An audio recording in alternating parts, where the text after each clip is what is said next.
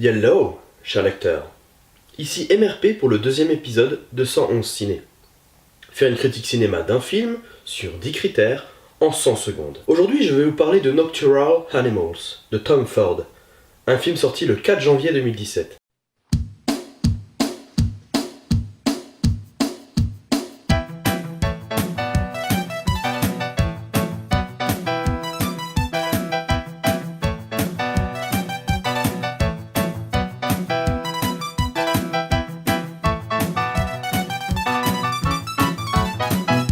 Vous êtes prêts?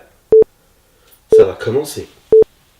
La bande-annonce est en décalage avec le film. Je trouve ça bien, car le film est plus profond que la bande-annonce, donc agréable surprise. Et pour l'affiche, personnellement j'adore l'effet de transparence qui illustre bien le synopsis. Je ne suis pas sûr d'avoir bien cerné toute l'histoire. J'ai l'impression qu'il y a quelque chose de profond que j'ai loupé, car à la fin, il y a des trucs que j'ai pas compris. Mais c'est l'histoire d'une femme, responsable d'une galerie d'art, qui n'est pas vraiment heureuse avec son mari actuel. Puis un jour, elle reçoit le tout nouveau livre de son ex-mari. Nous allons donc suivre deux histoires, celle du livre qu'elle lit et la sienne. Ces deux histoires ont bien entendu un lien profond. Amy Adams, froide, triste et dépressive. Jake Gyllenhaal, écrivain modeste et incompris. Michael Shannon, un bon flic mourant. Et Aaron Taylor Johnson, un connard dangereux. Bref, un très bon choix de casting. Les plans sont extrêmement bien choisis. C'est un point fort du film. Beau, pur, expressif, brutal et sauvage dans sa douceur. Un rythme lent qui nous permet d'observer correctement les plans. Mais pour certains d'entre vous, cela paraîtra sûrement très longué. Une réalisation dramatique qui juxtapose les deux scénarios intelligemment. Même si j'ai pas compris l'intention de la dernière scène, quelqu'un peut m'éclairer d'ailleurs,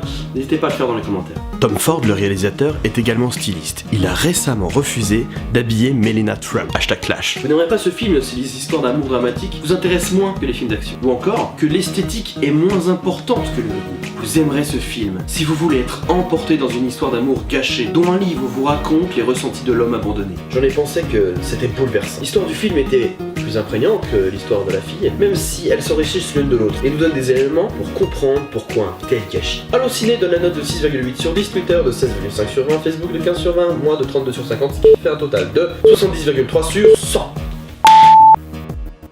Voilà, la vidéo est maintenant terminée. Si ce format vous plaît, n'hésitez pas à le partager pour qu'il se fasse connaître. Si vous souhaitez influencer, que ce soit les notes Twitter ou Facebook, n'hésitez pas à me donner les notes des films que vous allez voir au cinéma. Ou encore si vous voulez influencer le format, si vous voulez changer quelques critères, n'hésitez pas à me le dire dans les commentaires. Voilà, je vous dis à la prochaine dans un 111 Ciné. Ciao!